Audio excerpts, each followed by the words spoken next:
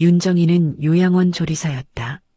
그리고 지금 그녀 앞에 서 있는 남자는 25년 동안 운전만 하던 사람이었다. 윤정이는 아직 모른다. 이 자리가 자신의 인생을 다시 갈라놓을 거라는 걸. 요양원 식당 주방에는 아침부터 된장 끓는 냄새가 가득했습니다. 윤정이는 커다란 솥 앞에 서서 국자를 천천히 저었고 창문 너머로 들어오는 햇살이 그 손등 위로 내려앉았죠. 62해를 살아온 손이었습니다.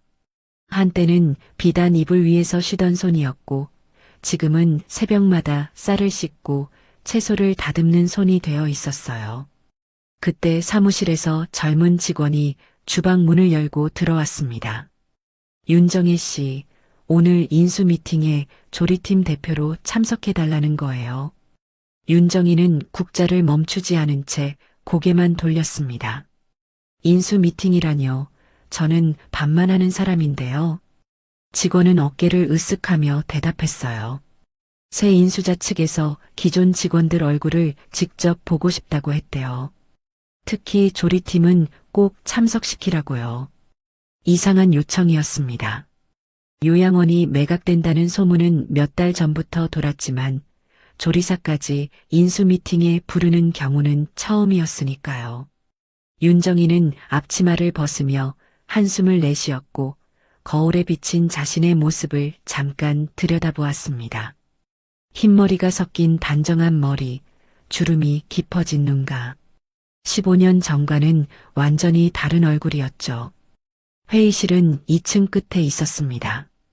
윤정이가 문을 열고 들어섰을 때 긴 테이블에는 이미 여러 사람이 앉아 있었어요.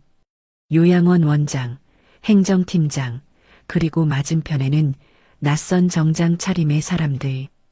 윤정이는 고개를 숙여 인사한 뒤 구석 자리로 향했습니다. 그런데 그 순간 테이블 상석에 앉은 남자의 얼굴이 눈에 들어왔어요. 숨이 멎는 것 같았습니다. 박성호였습니다. 25년간 그 집안의 운전기사였던 박성호. 15년 전 이혼 서류에 도장을 찍던 날 마지막으로 차 문을 열어주었던 사람.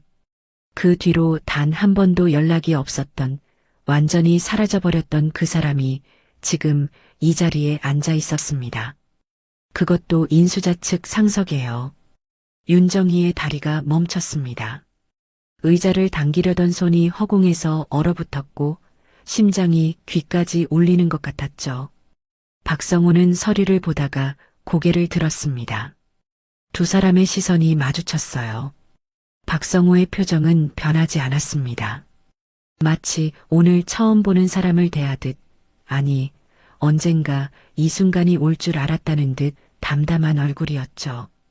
윤정이는 겨우 의자에 앉았습니다. 손을 테이블 아래로 내렸는데 떨림을 감출 수가 없었어요. 원장이 밝은 목소리로 말했습니다. 이쪽이 이번에 요양원을 인수하시는 성호그룹 지주회사의 최대 주주이십니다. 직접 현장을 보고 싶다고 하셔서 오늘 이렇게 모시게 됐어요. 성호그룹, 지주회사, 최대 주주. 그 단어들이 귀에 들어오는데 머릿속에서는 전혀 다른 기억이 재생되고 있었습니다. 새벽마다 현관 앞에 차를 대던 검은 세단. 언제나 조용히 문을 열어주던 손. 사모님, 오늘 일정 말씀드리겠습니다.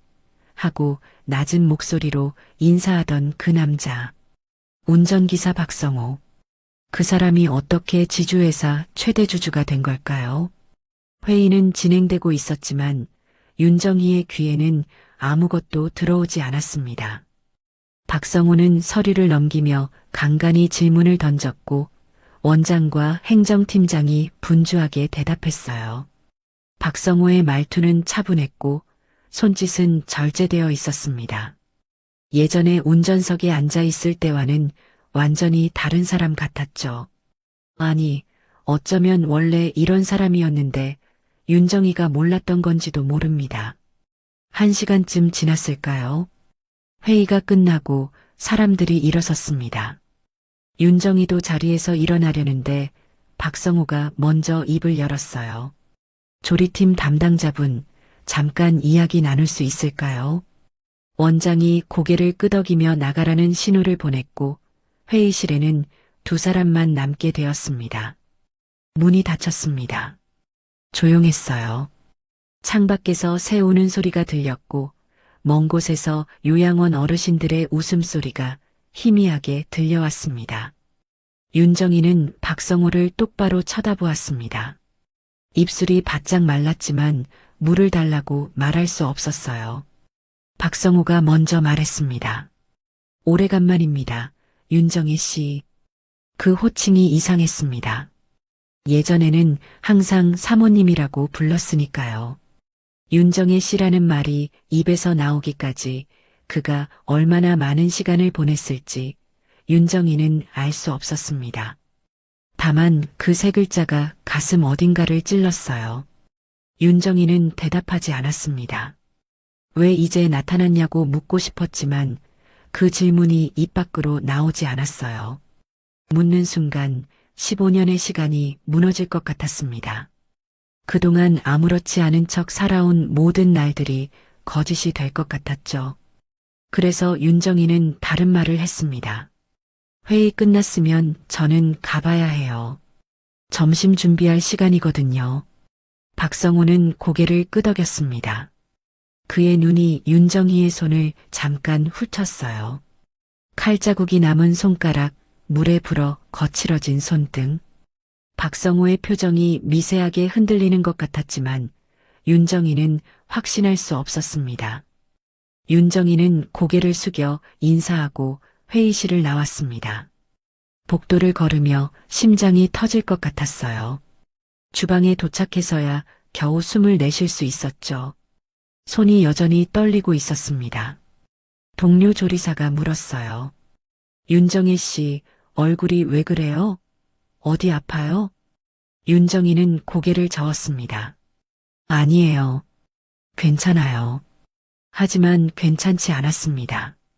15년 동안 한 번도 흔들리지 않았던 마음이 오늘 단 1시간 만에 완전히 무너져 내리고 있었으니까요. 그날 밤 윤정희는 잠을 이룰 수 없었습니다. 좁은 원룸 침대에 누워 천장을 바라보는데 자꾸만 15년 전 그날이 떠올랐어요. 지우려고 해도 지워지지 않는 기억이었죠. 눈을 감으면 오히려 더 선명해졌습니다. 15년 전 늦가을이었습니다. 윤정희는 재벌가 본가 응접실에 앉아 이혼 서류를 내려다보고 있었어요. 테이블 위에는 만년필이 놓여 있었고 서류 맨 아래에는 서명란이 비어 있었습니다. 맞은편에는 시어머니가 앉아 있었죠. 차가운 눈으로 윤정희를 바라보면서요. 시어머니가 말했습니다. 서명만 하면 돼요. 위자료는 충분히 줄 테니까 조용히 나가요. 25해 동안 이 집안 며느리였는데 마지막 인사가 그거였어요. 윤정희는 만년필을 집어들었습니다. 손이 떨렸지만 울지는 않았어요. 이미 눈물은 몇 달 전에 다 말라버렸으니까요. 서명을 끝내고 만년필을 내려놓았을 때 시어머니는 고개조차 끄덕이지 않았습니다. 그저 서류를 집어들고 자리에서 일어났을 뿐이에요. 25년이 그렇게 끝났습니다. 종이 한 장, 서명 하나로요. 윤정희는 응접실을 나와 복도를 걸었습니다. 이 집에서 마지막으로 걷는 복도였어요. 대리석 바닥이 구두 소리를 차갑게 울렸고 벽에 걸린 그림들이 낯설게 느껴졌습니다. 25년 동안 매일 보던 것들인데 오늘은 처음 보는 것 같았죠. 아니, 어쩌면 원래부터 윤정희의 것이 아니었는지도 모릅니다. 현관에 도착했을 때 검은 세단 한 대가 대기하고 있었습니다. 운전석 문이 열리더니 박성우가 내렸어요. 25년간 이 집안의 운전기사였던 사람. 윤정희가 시집온 그 해부터 줄곧 운전대를 잡았던 사람이었죠. 박성우는 말없이 뒷문을 열었습니다. 윤정희는 멈칫했어요. 저를 어디로 데려다 주시려고요? 박성우가 대답했습니다. 사모님이 가시고 싶은 곳으로요. 그 호칭이 가슴을 찔렀습니다. 이제 사모님이 아닌데 왜 아직도 그렇게 부르는 걸까요? 윤정이는 차에 올랐습니다. 뒷좌석에 앉으니 가죽 냄새가 익숙하게 코끝을 스쳤어요. 몇 번이나 이 자리에 앉았던가요? 아이들 학교에 갈 때, 시댁 행사에 참석할 때, 병원에 갈 때. 하지만 오늘이 마지막이었습니다. 차가 대문을 빠져나갔습니다. 윤정이는 창밖을 바라보았어요.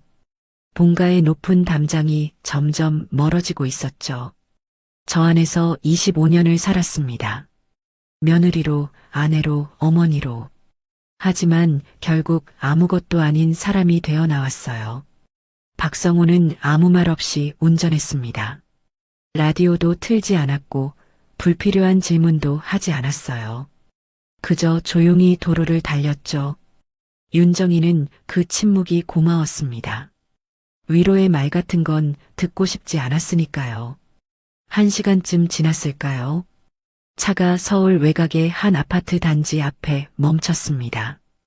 윤정이가 미리 구해둔 작은 오피스텔이 있는 곳이었어요. 위자료로 받은 돈의 일부로 전세를 얻어둔 집이었죠. 아무도 모르는 곳에서 다시 시작하려고요.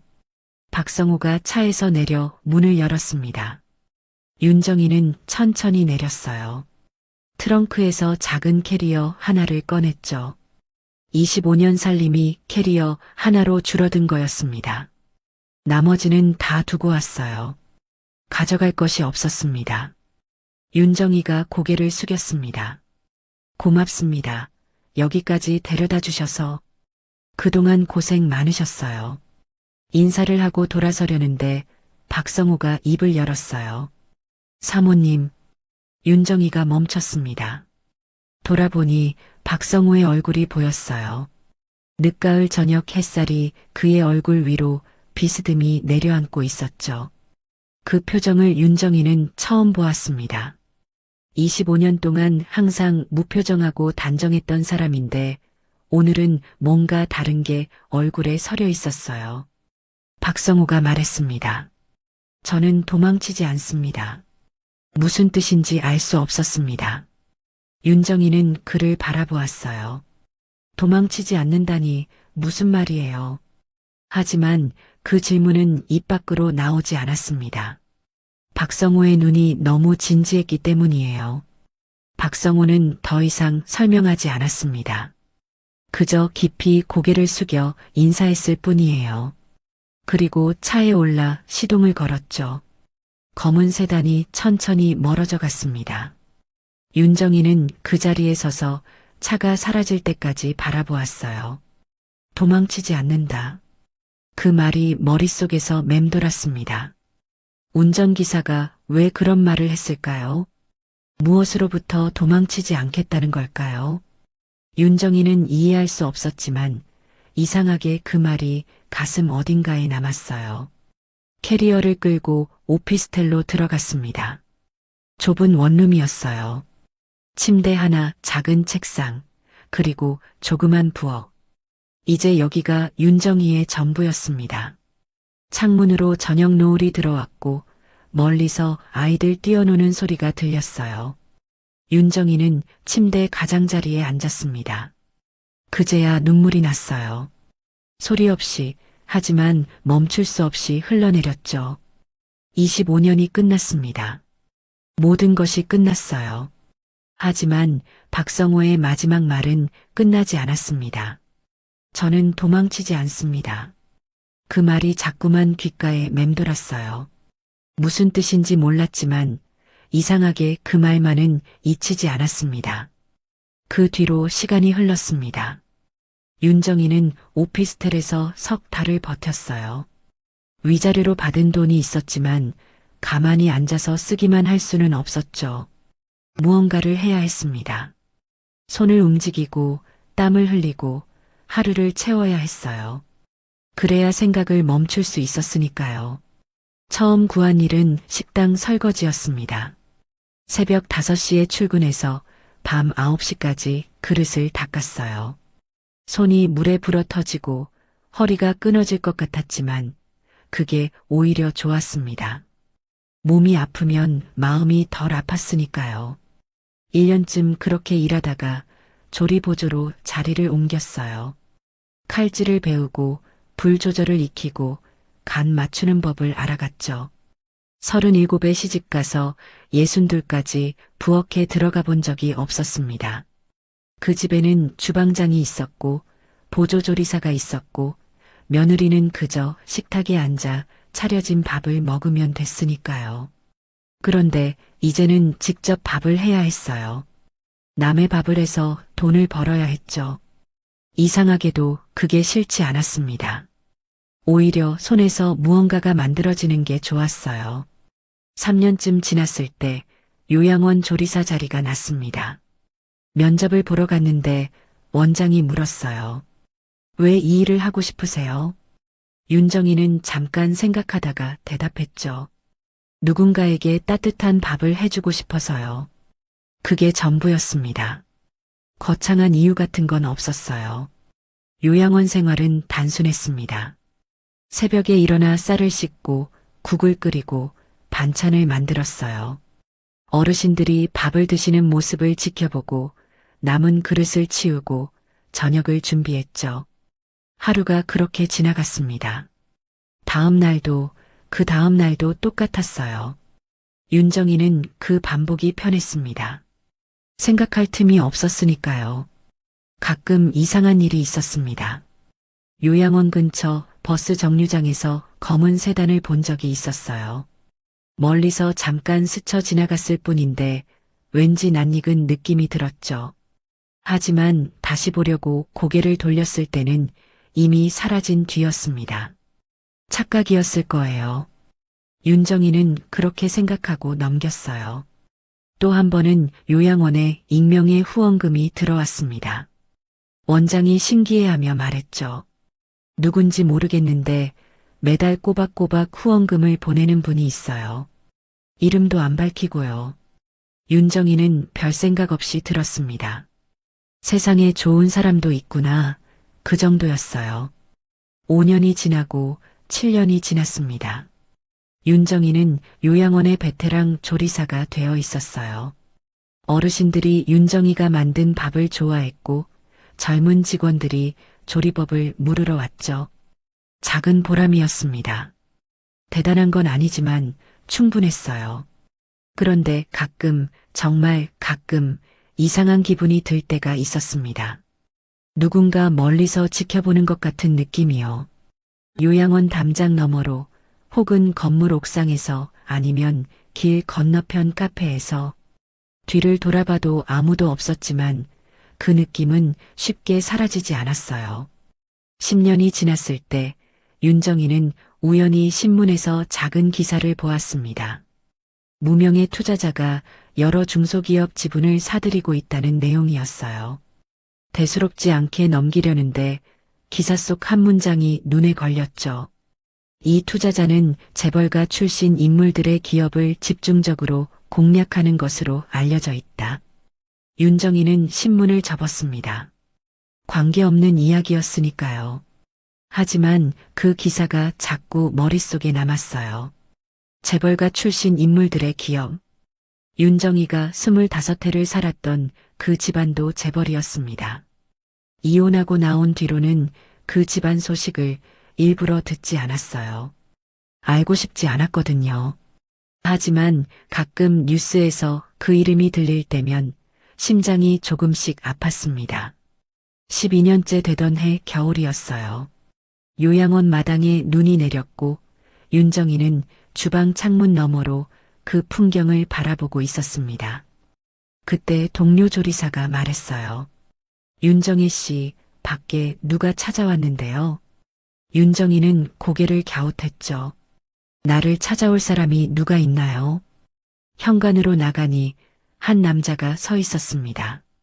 코트깃을 세우고 눈발을 맞으며 기다리고 있었어요. 박성호였습니다. 윤정희의 발이 멈췄습니다.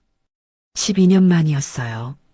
이혼하던 날 이후로 단 한 번도 연락이 없었는데 갑자기 왜 나타난 걸까요?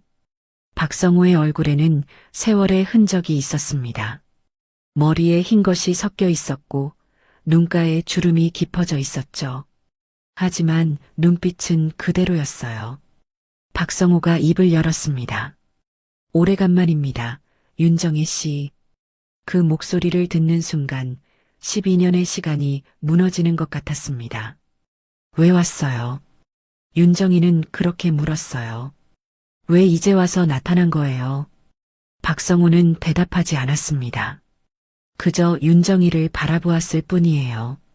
눈발이 두 사람 사이로 내려앉았고 멀리서 어르신들의 웃음소리가 들렸습니다. 윤정희는 그 침묵 속에서 깨달았어요. 박성호가 왜 12년 동안 연락하지 않았는지를, 멀리서 지켜본다는 게 어떤 의미인지를. 그건 배신이 아니었습니다. 윤정희가 스스로 일어설 때까지 기다린 거였어요. 방해하지 않고 간섭하지 않고 그저 묵묵히 지켜본 거였죠. 하지만 윤정희는 아직 받아들일 준비가 되지 않았습니다. 눈발이 점점 굵어지고 있었습니다. 윤정희는 현관 처마 아래 서서 박성호를 바라보았어요. 12년이라는 시간이 두 사람 사이에 쌓여 있었죠.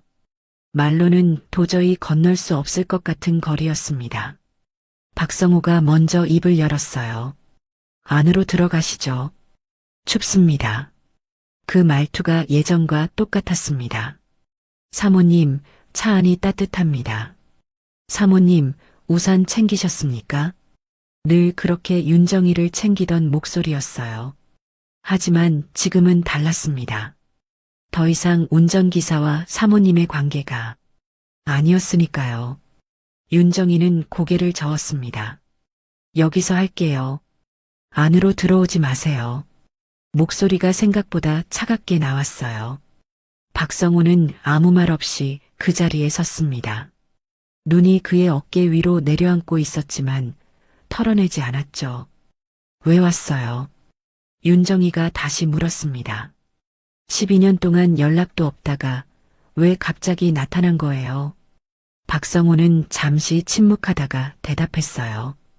윤정희 씨가 어떻게 지내는지 보고 싶었습니다. 그 대답이 윤정희의 가슴을 찔렀어요. 보고 싶었다고요? 그럼 왜 12년 동안 한 번도 연락 안 했어요? 박성호의 눈이 흔들렸습니다. 연락할 자격이 없었습니다. 그 말에 윤정희는 웃음이 나왔어요. 쓴웃음이었죠. 자격이요. 무슨 자격이 필요해요? 전화 한 통이면 되는 건데. 박성호는 대답하지 않았습니다. 그저 윤정희를 바라보았을 뿐이에요. 그 눈빛이 너무 깊어서 윤정희는 외면할 수밖에 없었습니다. 마당에 쌓이는 눈을 보았어요. 흰 눈이 모든 것을 덮고 있었죠. 지난 시간도 그렇게 덮이면 좋겠다고 생각했습니다. 윤정희가 입을 열었어요. 나는 지금 잘 살고 있어요. 힘들었지만 혼자 힘으로 여기까지 왔어요. 누구 도움도 안 받았어요. 그 말에 박성호의 표정이 미세하게 변했습니다. 뭔가 말하고 싶은 것 같았지만 입을 다물었어요. 윤정희는 계속했습니다. 그 집에서 나온 뒤로 나는 스스로 일어서려고 했어요. 설거지도 하고 조리 보조도 하고 이제는 여기서 조리사로 일해요. 대단한 건 아니지만 내 힘으로 번 돈으로 살고 있어요. 그게 자랑스러워요. 박성호가 고개를 끄덕였습니다. 알고 있습니다.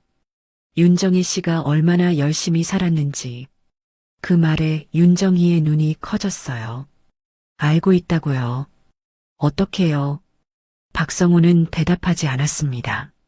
하지만 윤정희는 알 수 있었어요. 버스 정류장에서 스쳐 지나간 검은 세단. 요양원에 들어오는 익명의 후원금. 누군가 지켜보는 것 같은 느낌. 그게 다 박성호였던 거죠. 윤정희의 손이 떨리기 시작했습니다. 분노인지 슬픔인지 아니면 다른 감정인지 알 수 없었어요. 그래서 지켜봤어요. 12년 동안 멀리서 연락도 안 하고 찾아오지도 않으면서 그냥 몰래 지켜보기만 했어요. 박성호가 고개를 숙였습니다. 죄송합니다. 하지만 윤정희 씨 삶에 끼어들고 싶지 않았습니다. 끼어들고 싶지 않았다고요. 윤정희의 목소리가 높아졌어요. 그럼 지금 왜 여기 있는 거예요? 왜 이제 와서 나타난 거예요? 12년 동안 아무 말 없이 지켜보기만 하다가 갑자기 내 앞에 나타나서 뭘 어쩌겠다는 거예요? 눈발 사이로 침묵이 내려앉았습니다. 박성호는 아무 말도 하지 않았어요. 변명도 설명도 부탁도 없었죠. 그저 서 있을 뿐이었습니다. 그 모습이 윤정이를 더 화나게 했어요. 윤정이는 깊이 숨을 들이쉬었습니다. 그리고 천천히 말했어요. 다시는 찾아오지 마세요. 박성호의 눈이 흔들렸습니다. 하지만 반박하지 않았어요. 윤정이는 계속했죠. 나는 혼자 괜찮아요. 12년 동안 혼자 살았고 앞으로도 혼자 살 수 있어요. 누군가 멀리서 지켜봐주는 것도 몰래 도와주는 것도 필요 없어요. 그냥 나를 내버려 두세요. 박성호의 입술이 떨렸습니다. 뭔가 말하려는 것 같았어요. 하지만 끝내 아무 말도 하지 않았죠. 그저 깊이 고개를 숙였을 뿐이에요. 윤정이는 돌아섰습니다. 현관문 손잡이를 잡았어요. 손이 차가웠습니다. 문을 열기 전에 마지막으로 한마디를 덧붙였죠. 그리고 그날 이혼하던 날 했던 말 있죠. 도망치지 않는다고. 그 말 무슨 뜻인지 아직도 모르겠어요. 알고 싶지도 않아요. 그냥 가세요. 문을 열고 안으로 들어갔습니다. 문이 닫히는 소리가 났어요. 윤정이는 현관 안쪽에 서서 가만히 있었습니다. 심장이 세차게 뛰고 있었죠. 창문 너머로 박성호의 모습이 보였어요.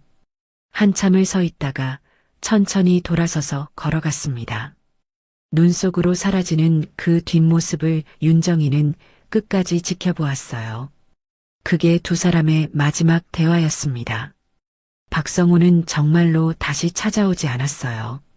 버스 정류장에서 검은 세단도 더 이상 보이지 않았고 누군가 지켜보는 느낌도 사라졌죠. 익명의 후원금만 여전히 들어왔지만 윤정이는 그게 박성호인지 확신할 수 없었습니다. 아니, 확신하고 싶지 않았어요. 3년이 더 지났습니다. 윤정이는 요양원에서 묵묵히 일했어요. 새벽에 일어나 밥을 짓고 어르신들 식사를 챙기고 저녁을 준비하고 그렇게 하루하루를 보냈죠. 박성호를 떠올리는 일은 점점 줄어들었습니다. 아니, 일부러 떠올리지 않으려고 했어요. 그런데 가끔 눈이 내리는 날이면 현관 앞에 서 있던 그 모습이 떠올랐습니다. 눈발을 맞으며 아무 말 없이 고개를 숙이던 그 뒷모습이요. 도망치지 않는다던 그 말이 아직도 귓가에 맴돌았어요. 무슨 뜻이었을까요? 윤정이는 알 수 없었습니다. 알고 싶지도 않다고 말했지만 사실은 궁금했어요. 하지만 이제 물어볼 기회는 없었죠. 그 무렵 윤정이가 알지 못하는 곳에서 다른 이야기가 진행되고 있었습니다. 박성호의 이야기였어요. 15년 전 그날 윤정이를 오피스텔 앞에 내려주고 돌아선 뒤부터 시작된 이야기였죠. 박성호는 25년간 재벌가의 운전기사였습니다. 누구보다 그 집안을 가까이에서 지켜본 사람이었어요. 회장의 통화 내용, 전무들의 밀담, 임원들 사이의 권력 다툼. 운전석에 앉아 있으면 뒷좌석에서 나누는 모든 이야기가 들렸죠. 박성호는 들은 척하지 않았고 아는 척하지 않았습니다. 그저 묵묵히 운전만 했어요. 하지만 모든 것을 기억하고 있었습니다. 윤정이가 이혼당하는 과정도 박성호는 알고 있었어요. 회장의 아들, 그러니까 윤정이의 남편이 다른 여자와 바람을 피웠다는 것도요. 시어머니가 그 사실을 알면서도 덮으려 했다는 것도요. 결국 윤정이에게 모든 책임을 뒤집어 씌우고 내쫓았다는 것도요. 박성호는 그 모든 과정을 지켜보았습니다. 운전석에서 아무 말 없이요. 그날 밤 윤정이를 내려주고 돌아오는 길에 박성호는 결심했습니다. 더 이상 그 집안에서 일하지 않겠다고요. 다음 날 사직서를 냈어요. 25년 동안 일했지만 미련은 없었습니다. 아니, 미련이 없는 게 아니라 다른 곳에 미련이 생긴 거였죠. 박성호에게는 돈이 있었습니다. 25년간 월급을 거의 쓰지 않고 모아둔 돈이었어요.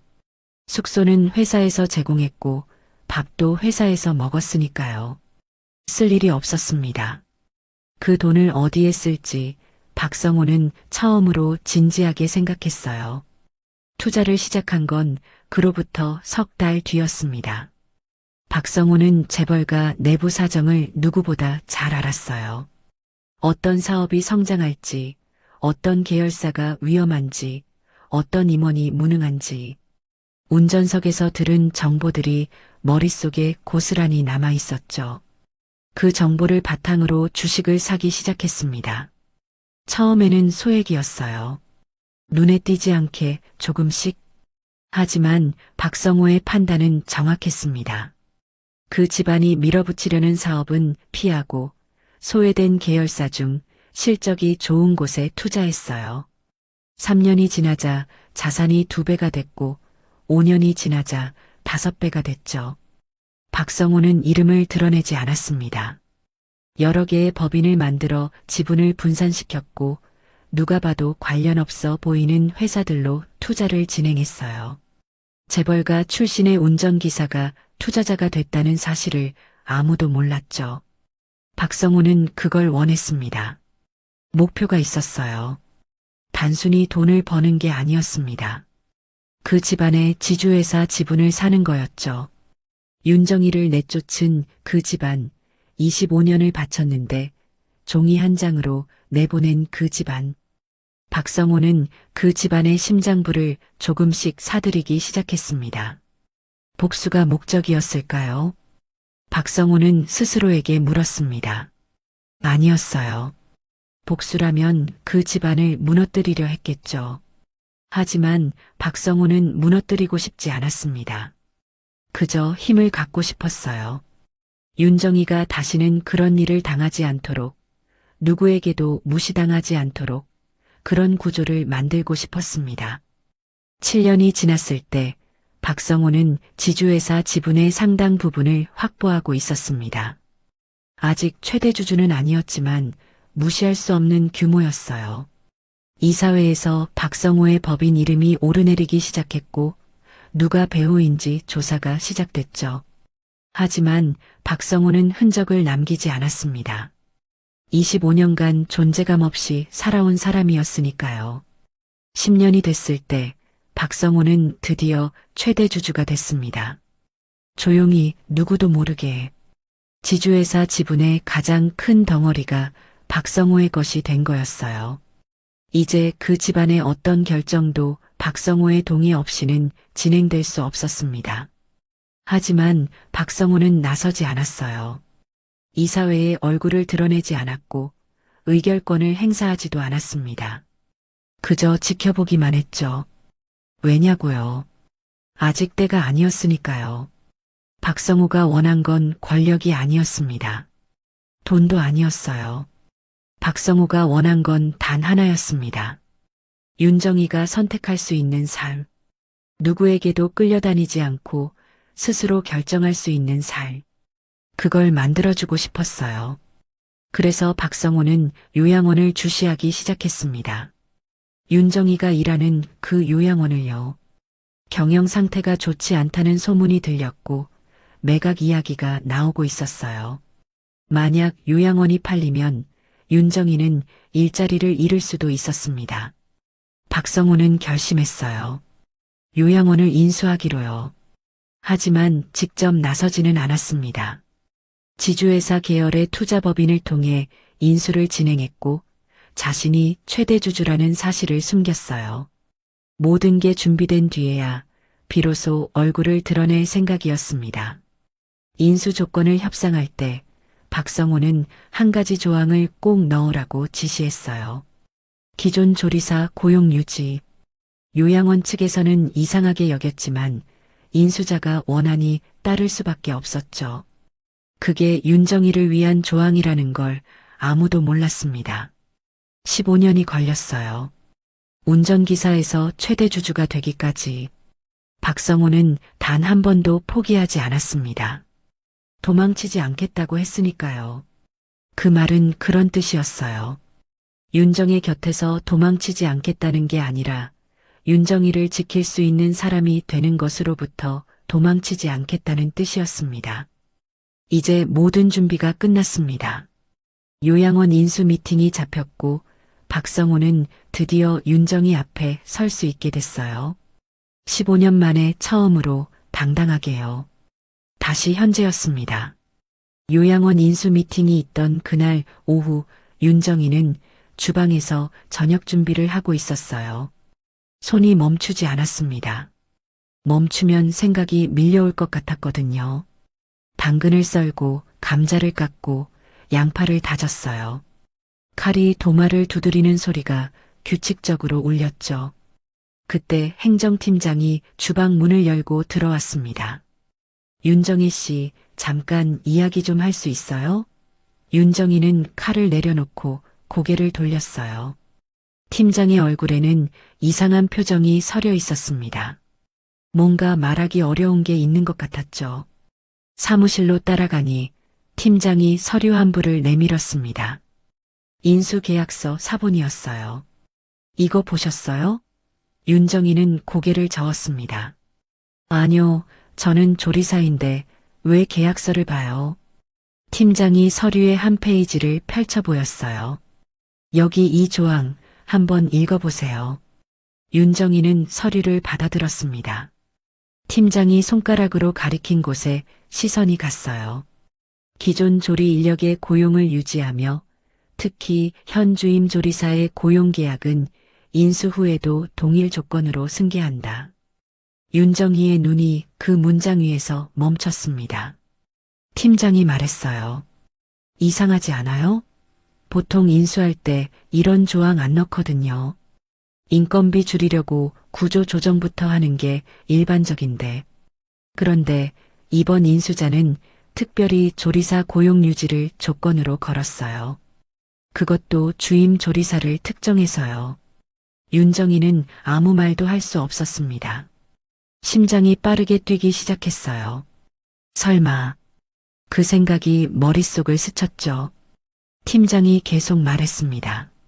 처음에는 그냥 그런가 보다 했는데 오늘 미팅에서 인수자분이 윤정혜 씨를 따로 부르셨잖아요.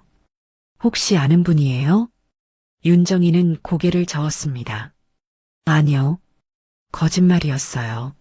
하지만 진실을 말할 수는 없었습니다. 팀장은 의아한 표정을 지었지만 더 묻지 않았어요. 어쨌든 윤정혜 씨 입장에서는 좋은 거죠. 일자리 걱정 안 해도 되니까요. 팀장이 나간 뒤 윤정희는 사무실에 혼자 남았습니다. 서류를 손에 쥔 채 한참을 서 있었어요. 기존 조리 인력의 고용을 유지한다. 그 문장이 자꾸 눈에 들어왔습니다. 박성우가 넣은 조항이었어요. 틀림없었죠. 윤정희의 손이 떨리기 시작했습니다. 분노인지 다른 감정인지 알 수 없었어요. 15년 전 이혼하던 날 마지막으로 차 문을 열어주던 사람. 3년 전 눈 오던 날 다시는 찾아오지 말라고 했을 때 아무 말 없이 돌아섰던 사람. 그 사람이 이런 식으로 돌아온 거였습니다. 주방으로 돌아왔지만 일이 손에 잡히지 않았어요. 칼을 쥐어도 손이 떨렸고 불 앞에 서도 머리가 멍했죠. 동료 조리사가 물었습니다. 윤정혜 씨, 오늘 왜 그래요? 아까부터 계속 멍하니 있네. 윤정희는 억지로 웃었어요. 아니에요. 좀 피곤해서요. 저녁 배식이 끝나고 윤정희는 설거지를 하면서 생각에 잠겼습니다. 박성호는 왜 이런 짓을 한 걸까요? 15년 동안 연락도 없다가 갑자기 최대 주주가 되어 나타나서 윤정이의 일자리를 지켜주는 조항을 넣었어요. 마치 윤정이가 이곳을 떠나지 못하게 묶어두려는 것 같았죠. 아니, 그게 아닐 수도 있었어요. 어쩌면 박성호는 윤정이를 걱정한 걸지도 모릅니다. 요양원이 팔리면 일자리를 잃을 수 있으니까 미리 손을 쓴 거였죠. 하지만 그게 더 화가 났어요. 도움을 요청한 적 없었거든요. 3년 전에 분명히 말했잖아요. 혼자 괜찮다고, 누구 도움도 필요 없다고. 설거지를 끝내고 앞치마를 벗었습니다. 퇴근 시간이었어요. 윤정이는 직원 출입구로 향했습니다. 문을 열고 나서려는 순간 주차장에 검은 세단 한 대가 서 있는 게 보였어요. 그 옆에 박성호가 서 있었습니다. 윤정이의 발이 멈췄습니다. 돌아갈까 생각했어요. 하지만 몸이 움직이지 않았죠. 박성호가 천천히 다가왔습니다. 윤정희 씨, 잠깐 이야기할 수 있을까요? 윤정희는 대답하지 않았습니다. 그저 박성호를 바라보았어요. 저녁 노을이 그의 얼굴 위로 내려앉고 있었죠. 15년 전과 똑같은 풍경이었습니다. 이혼하던 날 오피스텔 앞에서 마지막 인사를 나눴을 때와요. 윤정이가 먼저 입을 열었어요. 계약서 봤어요. 그 조항 당신이 넣은 거죠. 박성호는 고개를 끄덕였습니다. 부정하지 않았어요. 그 담담한 태도가 윤정이를 더 화나게 했습니다. 왜요? 윤정이의 목소리가 떨렸어요. 왜 이런 짓을 한 거예요? 내가 부탁했어요? 도와달라고 했어요? 3년 전에 분명히 말했잖아요. 다시는 찾아오지 말라고. 나를 내버려 두라고. 박성호는 아무 말도 하지 않았습니다. 그저 윤정이를 바라보았을 뿐이에요. 그 눈빛이 너무 깊어서 윤정이는 외면할 수밖에 없었어요. 윤정이의 눈에 눈물이 고였습니다. 분노 때문인지 서러움 때문인지 알 수 없었어요. 나는요, 15년 동안 혼자 힘으로 살아왔어요. 아무한테도 손 안 벌리고 내 돈으로 내 밥 먹고 내 힘으로 여기까지 왔어요. 그런데 당신이 이렇게 나타나서 내 일자리를 지켜줬다고 하면 그동안 내가 뭘 한 거예요? 결국 당신 덕분에 여기 있는 거잖아요. 박성호의 표정이 흔들렸습니다. 뭔가 말하려는 것 같았어요. 하지만 윤정이는 듣고 싶지 않았습니다. 고개를 돌리고 걸어갔어요. 박성호가 뒤에서 불렀습니다. 윤정혜 씨. 하지만 윤정이는 멈추지 않았어요. 버스 정류장까지 걸어가는 동안 눈물이 멈추지 않았습니다. 화가 났어요. 박성호에게도 자신에게도요. 하지만 그 분노 속에 다른 감정이 섞여 있었습니다. 그걸 인정하고 싶지 않았어요. 고마웠습니다. 그 조항이 없었다면 윤정이는 정말로 일자리를 잃었을 수도 있었어요. 요양원이 팔리면 구조조정이 당연하니까요. 박성호가 그걸 막아준 거였습니다. 하지만 그 고마움을 인정하는 순간 15년이 무너질 것 같았어요. 버스가 왔습니다. 윤정이는 올라타서 창가에 앉았어요. 창밖으로 저녁 노을이 지고 있었죠. 분노와 감사 사이에서 윤정이는 흔들리고 있었습니다. 며칠이 지났습니다. 윤정이는 평소처럼 출근하고 밥을 짓고 퇴근했어요. 하지만 마음은 평소 같지 않았죠. 박성호의 얼굴이 자꾸 떠올랐고 그 계약서 조항이 머릿속에서 떠나지 않았습니다. 기존 조리 인력의 고용을 유지한다.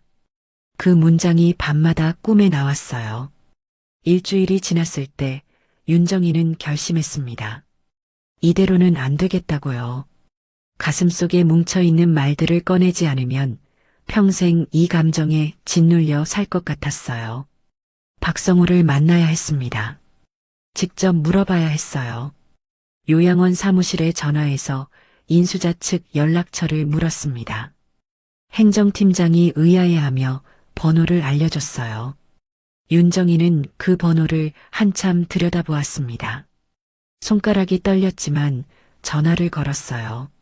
신호음이 3번 울리고 박성호의 목소리가 들렸습니다. 여보세요. 윤정이는 잠깐 숨을 고르고 말했어요. 저예요. 윤정이요. 만나서 이야기하고 싶어요. 전화기 너머로 짧은 침묵이 흘렀습니다. 박성호가 대답했어요. 어디서 만날까요? 다음 날 저녁 윤정이는 요양원 근처 공원 벤치에 앉아 있었습니다. 해가 지고 있었어요. 하늘이 주황빛으로 물들었고 멀리서 아이들 노는 소리가 들렸죠. 윤정이는 손을 무릎 위에 올려놓고 기다렸습니다. 발소리가 들렸어요. 고개를 들자 박성호가 걸어오고 있었습니다. 정장 차림이 아니라 평범한 옷을 입고 있었어요. 그 모습이 25년 전 운전기사 시절과 겹쳐 보였습니다. 박성호는 벤치 옆에 서서 물었어요. 앉아도 될까요? 윤정이는 고개를 끄덕였습니다. 두 사람은 나란히 앉았습니다. 한참 동안 아무 말도 하지 않았어요. 저녁 노을이 두 사람의 얼굴 위로 내려앉았고 바람이 불어 나뭇잎을 흔들었죠. 윤정이가 먼저 입을 열었습니다. 물어볼 게 있어요. 박성호가 고개를 돌려 윤정이를 바라보았습니다. 그 눈빛이 담담했어요. 뭐든 물어보세요. 윤정이는 잠깐 망설이다가 말했습니다. 나를 불쌍해서 살린 거예요? 그 질문이 입 밖으로 나오자 가슴이 쿵 내려앉는 것 같았어요. 15년 동안 묻고 싶었던 말이었습니다. 아니, 3년 전 눈 오던 날에도 물었어야 할 말이었죠. 하지만 그때는 물을 용기가 없었어요. 박성호는 바로 대답하지 않았습니다. 시선을 멀리 던졌어요. 지는 해를 바라보면서 한참을 생각하는 것 같았죠. 윤정이는 그 침묵을 견뎠습니다. 대답을 기다렸어요. 마침내 박성호가 입을 열었습니다. 불쌍해서가 아닙니다. 그럼 뭐예요? 윤정이의 목소리가 떨렸어요. 왜 그런 짓을 한 거예요? 15년 동안 지켜보고 몰래 돈을 보내고 요양원까지 사서 내 일자리를 지켜주고 내가 뭐예요, 당신한테. 왜 그렇게까지 한 거예요? 박성호가 윤정이를 똑바로 바라보았습니다. 그 눈빛이 처음으로 흔들리는 것 같았어요. 입술이 떨렸지만 말을 이었습니다. 윤정희 씨가 선택할 수 있게 만들고 싶었습니다. 선택이요? 윤정희가 되물었어요. 박성호가 고개를 끄덕였습니다. 25년 전 윤정희 씨가 그 집에 시집갔을 때 선택의 여지가 없었잖아요. 집안에서 정해준 대로 살았고 시키는 대로 했고 결국 버려졌을 때도 아무것도 할 수 없었죠. 그게 제 눈에는 너무 안타까웠습니다. 윤정이는 아무 말도 할 수 없었습니다. 박성호의 말이 가슴을 찌르고 있었어요. 박성호가 계속했습니다.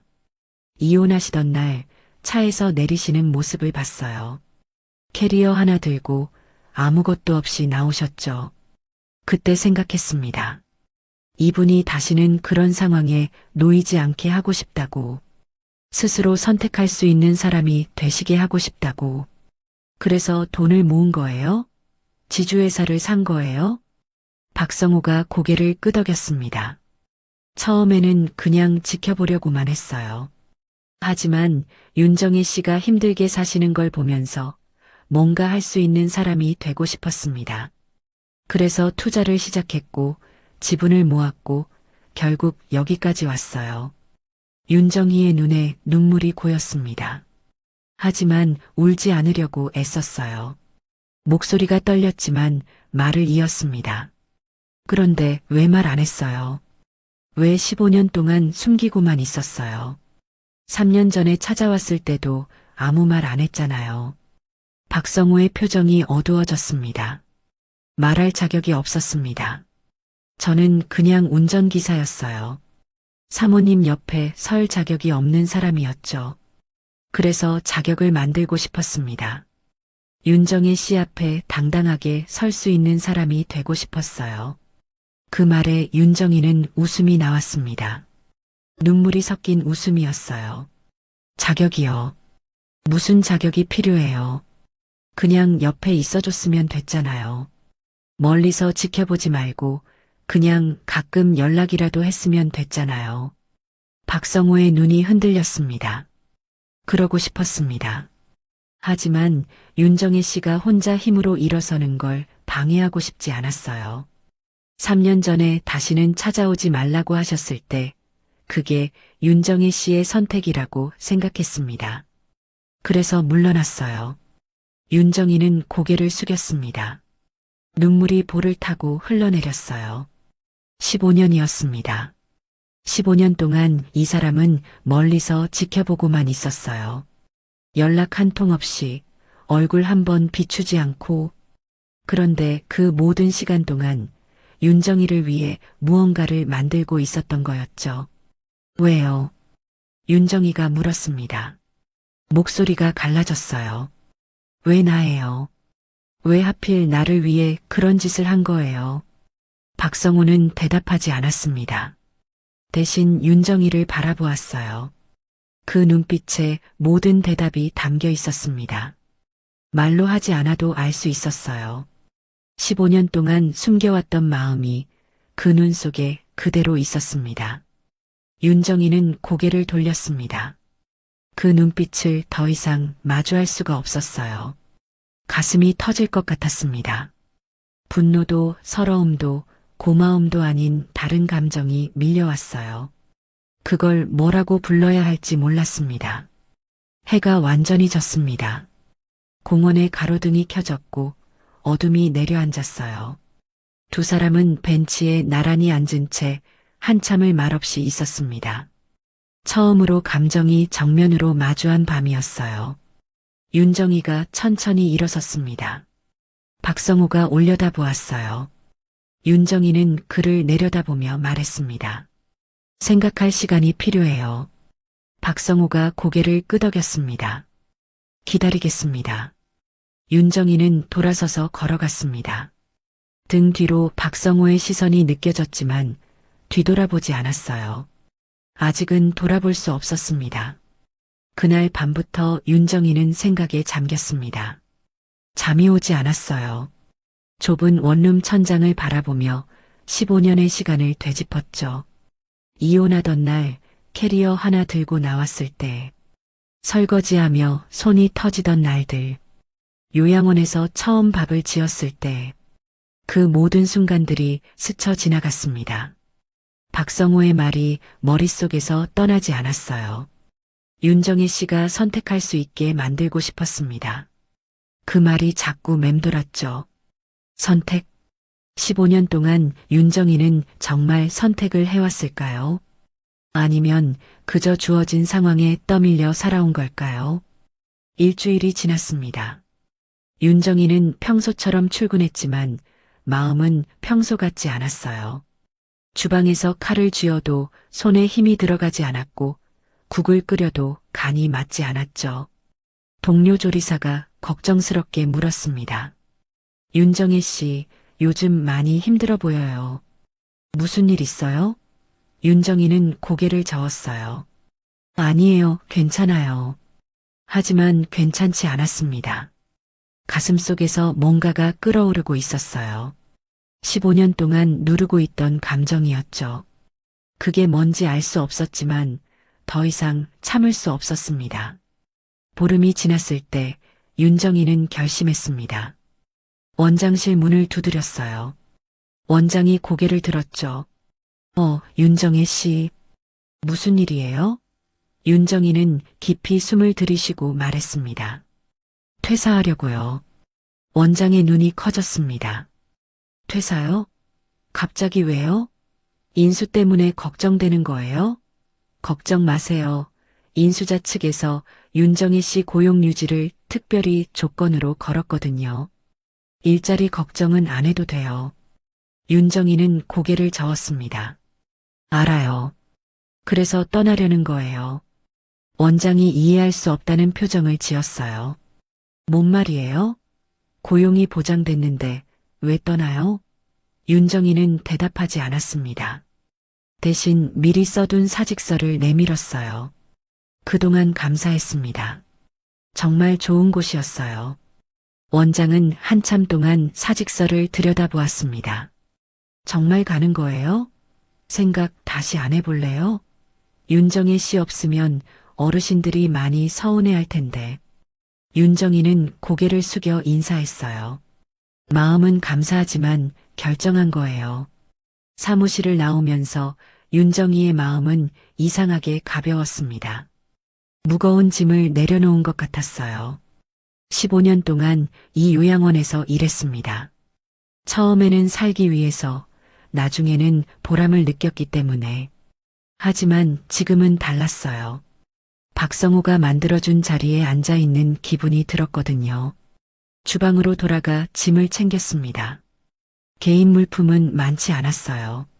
앞치마 하나, 칼 세트 하나, 작은 메모장. 그게 전부였죠. 동료 조리사들이 모여들었습니다. 윤정희 씨, 정말 가는 거예요? 왜요? 무슨 일이에요? 윤정희는 웃으며 대답했어요. 좀 쉬려고요. 그동안 고마웠어요. 짐을 들고 요양원을 나섰습니다. 마당을 지나는데 저쪽에 검은 세단이 서 있는 게 보였어요. 박성호가 차 옆에 서 있었습니다. 소식을 들은 모양이었죠. 윤정이는 멈추지 않고 걸어갔어요. 박성호가 다가왔습니다. 윤정혜 씨. 윤정이가 멈췄습니다. 돌아보니 박성호의 얼굴이 보였어요. 걱정과 당혹이 섞인 표정이었죠. 왜 퇴사하신 거예요? 제가 고용 조항을 넣었잖아요. 여기서 계속 일하셔도 되는데. 윤정이는 박성호를 똑바로 바라보았습니다. 그래서 떠나는 거예요. 박성호의 눈이 흔들렸어요. 무슨 말씀이신지. 윤정이가 말을 이었습니다. 당신이 만들어준 자리에 앉아있고 싶지 않아요. 15년 동안 나는 내 힘으로 여기까지 왔다고 생각했어요. 그런데 알고 보니 당신이 뒤에서 다 준비해 놓은 거였잖아요. 요양원 후원금도, 인수도, 고용 조항도 다 당신이 한 거였어요. 박성호가 입을 열었습니다. 윤정혜 씨가 힘들지 않으시길 바랐을 뿐이에요. 알아요. 윤정희의 목소리가 떨렸어요. 고마워요. 정말로요. 하지만 그게 더 힘들어요.